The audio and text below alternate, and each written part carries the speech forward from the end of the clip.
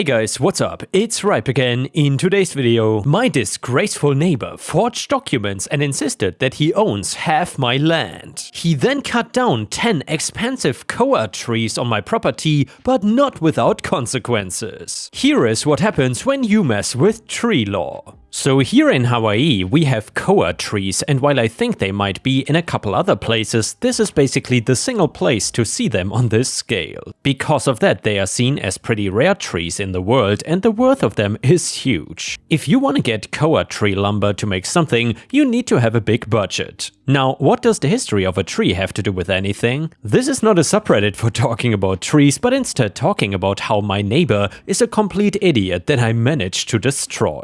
Now, my neighbor is not that complicated of a person to describe. He is a jerk, and from what I see, there's no rhyme or reason to his behavior. The other thing I want to make clear is that he is not a local, which means he does not really fit in well and also does not know things that are common knowledge like koa trees. Most of what he does, honestly, is complain about how things are too expensive here and how the people don't act American enough for his liking. For the first thing, yes, the cost of living here has been rising like crazy, to the point that even natives are leaving because they cannot afford it. Any research before he moved, though, would have told him that this is not a cheap place to live and the people are basically a different ethnicity. Moving to Hawaii might as well be like moving to a foreign country because of all the differences. Instead of doing anything intelligent like moving back where he came from or just sucking it up, he complains constantly. Mainly about me as his neighbor and using it as an excuse to let off some steam. The biggest issue of them all to him is that my property has a ton of koa trees and he doesn't like it.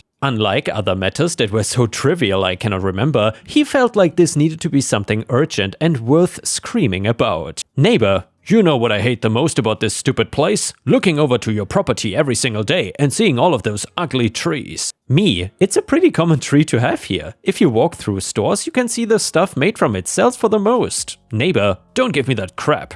This is just an island trick to make tourists lose their money. This is all you people want to do anyway. Take hard-earned money without doing a damn thing to earn it. Me, it doesn't matter because they are my trees and they don't affect you. Neighbor, I'm the one that needs to look at them though. I expected something like palm trees and paradise and instead I got this. Me, the entire state is not just the resorts. I also don't care what you expected of moving here, but I'm sure where you came from, it was also considered disrespectful to yell and fight with your neighbor over nothing. I then walked away from him because I don't know what I would have done otherwise. The last thing I needed was for him to go on one of his rants about how white America was better and just all of that crap. I don't play those kind of games with people because there's no winning anything aside from a headache. My neighbor decided to take the issue into his own hands and he hired a company to get rid of my koa trees on half of my property. He sold them to that company too, so he got a good amount of money from those trees that he wasn't expecting. And actually he was sneaky about it too and waited until I was at work for them to come and do it.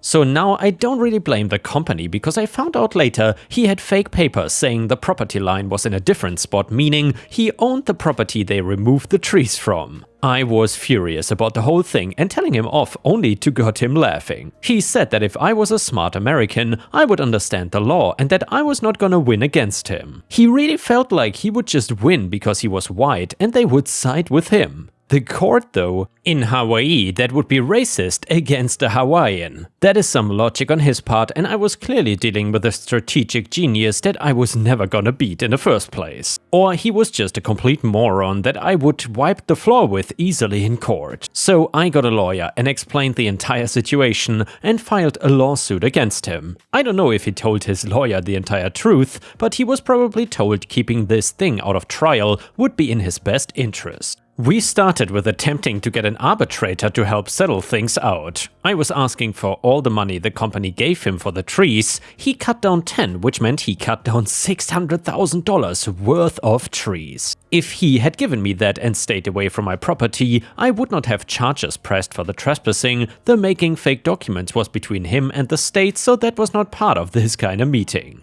He denied the trees being worth that much and refused to show any kind of receipt or bank statement for what he made. Instead of saying he got $500 and would give me that. That was a total insult and he was not willing to budge on any negotiation. Keep in mind, I was being fair and from the start could have said F it and took him to court. Clearly the arbitration failed and the thing had to be dragged out until a judge could rule on things. Now the court could force him to show how much money he got, which was what we assumed. He still denied that he should have to give me all of it because it was his retribution. He claimed that the state had taken so much of his money by overcharging him for everything that he deserved a kind of rebate in the form of the sale of my trees. He also tried to claim my trees were poisonous and gave him a rash that put him in the hospital. Finally, he tried to claim that the part of the property belonged to him, which gets back into the forgery issue. A true assessment shows where the line was and that he didn't and never had owned that part of the land. He had to pay me every single cent back for what the trees were worth. I also did press charges for the trespassing since we never could come to a deal. This meant I was getting a restraining order and the trespassing charge was added to the forgery charge. He had to pay me every single cent back for what the trees were worth. Also, I did press charges for the trespassing since we never could come to a deal. This meant I was getting a restraining order and the trespassing charge was added to the forgery charges, along with a charge for destruction of property since you cannot just take down people's trees. He basically went bankrupt, I got a new neighbor, so I guess he either sold the house or the bank foreclosed it or something. I was too happy and relaxed to care about small details like that. I used the money to mainly buy new Koa trees that will one day mature to the size of my old ones. Time and patience will be key, but at least I did not lose out on the worth of what he sold. And the next one is a petty revenge story.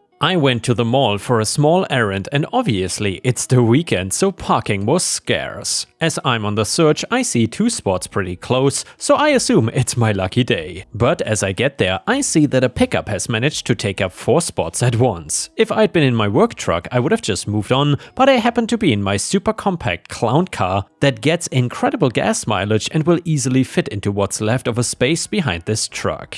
I park and go in to do my thing, and as I walk out, I can see the owner walking around frustrated, and getting closer, I can see why. Another tiny car had pulled up and upgraded my PR and blocked the truck in from pulling out forward. I chuckle as I put away my one item, but as I start to get in my car, the guy throws his hands up at me and shakes his head, calling me a frickin' trash hole like it was my fault he is in this situation. Just then I realize I haven't had lunch yet, and even though the food court lines are crazy long, a pretzel would really hit the spot. So I lock my car back up and start walking back inside. At a distance, I see the guy get back out because he realized I left and started to look around to try and measure if he can shimmy his truck out. I order, eat and take my time responding to a few texts and emails, but I quickly get bored and set out to leave 6 to 10 minutes later. I see my new best friend still there, resigned to his fate. This time no eye contact is made, but I can see him watching me through the corners of his eyes and in the mirrors as he reverses almost in sync with me, and we both get on with our day.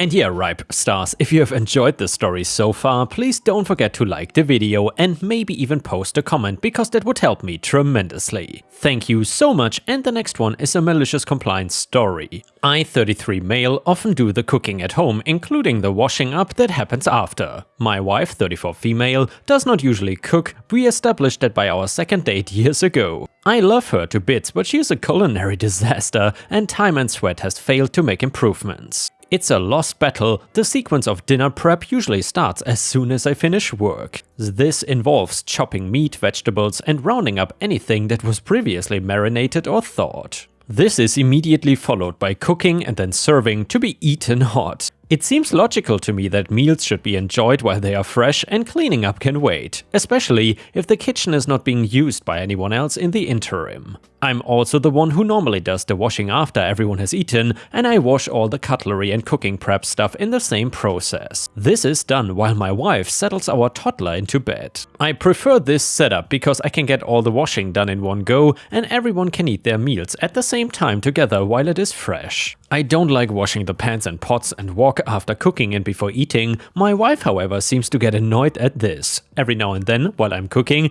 if she walks in, she will start complaining, making notes that I should pack this and that up, that I should clean the board while waiting for the stir-fry to finish. Sometimes there's literally no downtime for certain dishes, especially with several to serve before it gets too late for the toddler. To be clear, I certainly clean some things as I go, especially when it concerns raw meat or things that need to go back into the fridge. I will wipe down if there's any offensive spills, but for things like chopping boards, certain empty packages or condiments, I will leave them on the bench top until I'm done or when I'm washing up. Things that I feel don't pose risks or have any urgency to be put away other than making the kitchen look tidy during cooking. Happy to be proven wrong. Anyway, one day for whatever reason, my wife got real snarky at me because I left the chopping board out next to the pans, saying it's not hard to clean as I cook. Whatever, fine, so for the next meal, I made sure to clean everything I touched as I started my meal prep. I had already made sure the little one had her dinner, so there's no harm in drawing this out. Need to open that can of pasta sauce? Better wash down the can opener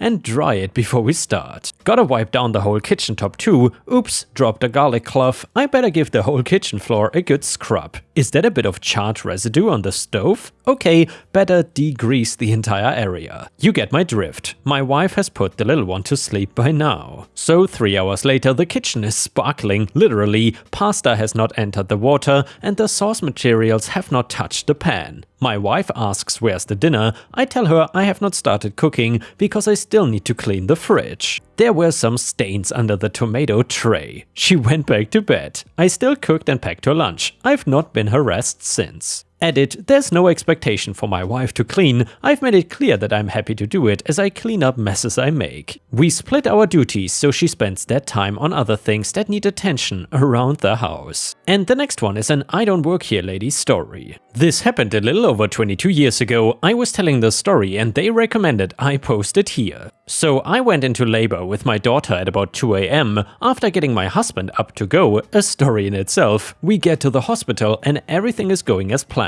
I called my mom at about 10 and let her know the baby is on the way. She is all excited and says she will leave work and was there in about an hour. Things are going okay but took a turn during the pushing. Baby had the cord wrapped around her neck and was one push from being a C-section. The OB was calling out for different things and my mom was up by the head of the bed trying to keep me from realizing how bad it was going. The OB asked for something again and finally he makes eye contact with my mom and goes, "Nurse, I need whatever it was." My mom yells back, "I'm a nurse but not your nurse, I'm her mom." To be fair, she did come from the doctor's office that she worked at and still had her scrubs on. And it was pretty hectic. I managed not to have a C-section and now my daughter is a nurse. We still tease my mom about this. And the next one is titled, Yes, I do not work here. Well, it finally happened. I got Karen yesterday. Some background first, I'm a 6'3" bearded fat man with a LE and private security background. I'm also currently an operations manager for a state facility that provides temporary housing for children and teens who are waiting for a foster home. A few days ago, my other manager and I received fairly substantial bonuses for getting our new intake facility opened a month ahead of schedule. Since I'm not really in need of the bonus, I offered to help my team out by helping them out with some expenses and help make their time at work better. One of the main things everyone wanted was more caffeine, since we all chuck that stuff like water throughout our shifts. Since everything was quiet at work, I decided to slip out to Wally World so I could get caffeine to stock the staff fridge and acquire a working coffee machine. Cue me standing in the appliance section looking at coffee machines and debating getting a single or multi-cup machine when this little Hispanic grandma comes up and asks me if I could get something off the top shelf for her. She was nice and thanked me for my help and I went off to the caffeinated drink area. As orders filtered in from my team on what drinks they wanted, I started looking around for them. It was during this time that the woman I will call Karen struck. Out of nowhere, I heard the shrill, piercing voice from this woman who looks to be in her mid-50s and that had walked straight out of the woods and into Walmart. "I need you to come with me right now." Of course, I ignore it and continue looking for the drinks my team wanted. The next thing I hear is, "Excuse me, young man, you need to come with me right now." I did a quick look around to see if there was a kid or employee around, because surely she was not talking to the guy in grey cargo pants and an olive drab button-up shirt, but hey, there wasn't anyone else around, so I ask, "Do you mean me?" She shouts, "Yes, I mean you. Gotta all managers this dumb?" I reply, "Ma'am, I don't work here." She yells back, "Yes, you do. Is that radio of yours broken? Did you not hear them call for a manager?" At this point I realized I still had my radio on from work and respond, "No ma'am, I didn't, but that's..." I get cut off. "They gave you a radio. Use it. Now come with me. They are refusing to give me a refund." I was just staring blankly at her. "No ma'am, I don't work here. I'm in a..." Her, "How dare you refuse to help me? You help that dirty," slur for a Hispanic person, "but you won't help a God-fearing white person who is being taken advantage of." I finally lost it at this, stood up straight, puffed my chest out and called out my law enforcement voice. "Look lady, keep your racist mouth shut and listen. I don't work here. Do you see what I'm wearing? I'm not dressed anything like an employee." Karen tried cutting me off by saying, "But the red..." I knife hand her while saying, "Lady, did it ever cross your mind that maybe it's for my actual job? I don't work here and I don't want to hear another word. If I see you in this aisle by the time I finish grabbing that box of energy drinks," pointing a few feet away, "I'm going to make the rest of your time in this store a living hell." At that she just scuttled away and I finished stocking the staff break room for my team. And the next one is titled, "Am I the jerk for telling my in-laws that it was on them to explain to their guests why there were not any places for them at my wedding reception?" So I married my husband last weekend after about a year of planning. The ceremony went off perfectly, even with kids in the church. The formal photos were not delayed, no one got drunk and wrecked anything. No one insisted on bringing their emotional support goat. And well, that is an absolute shame. How about an emotional support princess cat like Disney? Either way, the only hitch was that my in-laws invited about 10 extra people without telling us. Not relatives or anything, just friends of theirs we didn't invite since we don't know them. So I did not notice them at the ceremony, and it was not until the reception that there were issues. There was no seating for them. Our best man and groomsmen found a folding table and chairs for them to sit at. There was food, we went with a buffet, but since we sent the tables to eat by number and they didn't have a number, they were sent last after everything had been picked over. My in-laws were embarrassed that their friends were being treated that way. I then very politely asked them what they expected when they invited people without telling the people planning and paying for the wedding. They said we needed to go apologize for their treatment. I said I would, but I would also explain that they had not actually been invited. If they wanted their guests told anything else, then they had to go explain to them. They are upset with me, but my husband has my back 100%. I think I could have been more gracious, but I also think it should not have fallen on us to deal with it. And yeah, ripe stars, I would say 100% the in-laws are the a-hole in this situation. However, funnily enough, I guess this also depends on which culture you are from. So, for example, at least what I've heard here, for people who got married in Thailand, in Thai families it's common that the parents actually invite the most people to the wedding. So as an example, if I get married to my fiancé, usually in super traditional weddings, not something that we would do, we might invite like 50 guests or something, but the parents could invite like 100 plus or whatever. As I said, that would not happen at my wedding, but I've seen it happen in other weddings. So I suppose this is also maybe a cultural thing, not sure. Anyway, a comment on Reddit said, "Your in-laws are of course entirely out of line and are the a-holes here. But the people they invited are also a-holes for even showing up. They did not receive an actual invite. Is this their first day on Earth? Do they not know how weddings work? They did not think that it was odd that their invitation was a verbal one from the groom's parents and not a physical paper one sent in the mail by the couple? Not the a-hole." Comment number 2, not the a-hole. "I don't see how you could have been more gracious. Letting them know that you had no idea they were coming would have explained why they were at a hastily placed table and last to the buffet. This is all on your in-laws, and now you need to be watching for the future similar behavior and nip it in the bud." Hoping not to see Am I the a-hole for disbanding in-laws surprise baby welcoming party at our home that I was expected to host when we arrived with newborn from the hospital. And yeah, ripe stars indeed, I hope that OP draws some clear boundaries here for the future.